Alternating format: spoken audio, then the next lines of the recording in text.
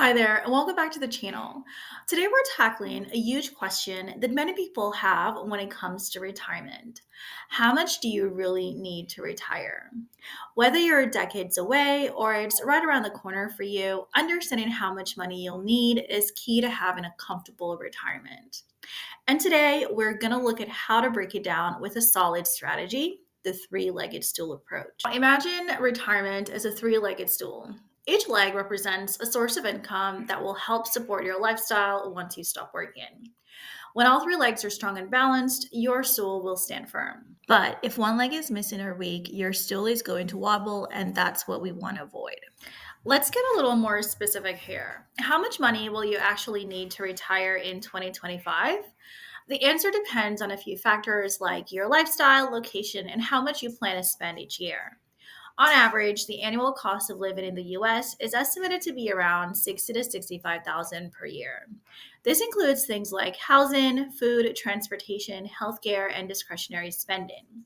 So if we go with a middle number of around 62,000 a year for living expenses, what does that actually mean for your retirement savings? To make this simple, let's use a common rule of thumb. You'll need to have 25 times your annual expenses saved up to retire comfortably. So, for an annual expense of 62,000, you need to have at least 1.55 million saved to retire. Now, 1.55 million might sound like a lot, but keep in mind this is just one example. Depending on where you live, your expenses could be a bit more or less. And that's where the three-legged stool approach comes in to give you more flexibility and control over your retirement income. Let's start with the first leg, Social Security. On average, Social Security benefits in 2025 are expected to provide around 1,800 to 2,000 per month, or roughly 21,600 to 24,000 per year. That's not a huge amount, but it's certainly helpful. So let's assume you get 24,000 per year from Social Security. That covers about one third of your retirement needs if you're aiming for $62,000 in annual expenses. Leg two is short-term savings. This refers to the money you set aside for the first 18 months of retirement to cover immediate expenses without having to tap into your investments right away. Having these savings on hand helps reduce the volatility of the market and gives you peace of mind as you transition into retirement. Let's say you want to cover about 1,000 per month or 12,000 per year of your expenses. This comes to about 18,000 in savings to get you through the initial phase of retirement without having to dip into your investments too early.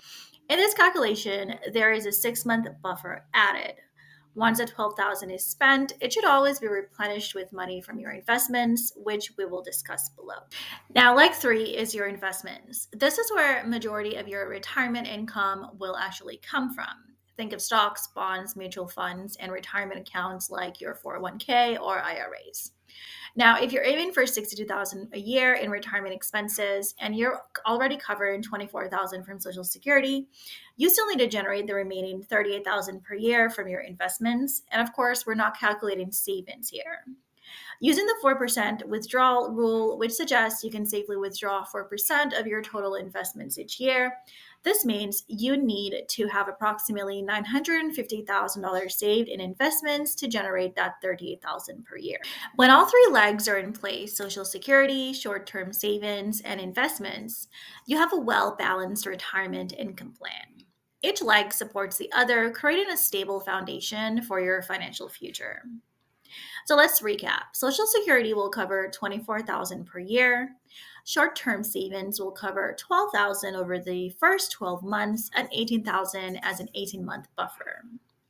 And the investments will cover the rest, which is $38,000 per year.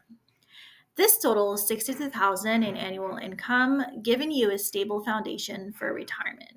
Retirement planning doesn't have to be overwhelming. By separating your income sources into distinct categories like Social Security, short-term savings, and investments, you can build a more structured and balanced retirement income plan. By knowing exactly how much you need from each leg, you'll have more confidence in reaching your retirement goals. Once again, if you found this video helpful, make sure to like, subscribe, and hit that notification bell so you never miss a video and planning your financial future. Drop a comment below if you have any questions or thoughts on your own retirement strategy. I'd love to hear from you.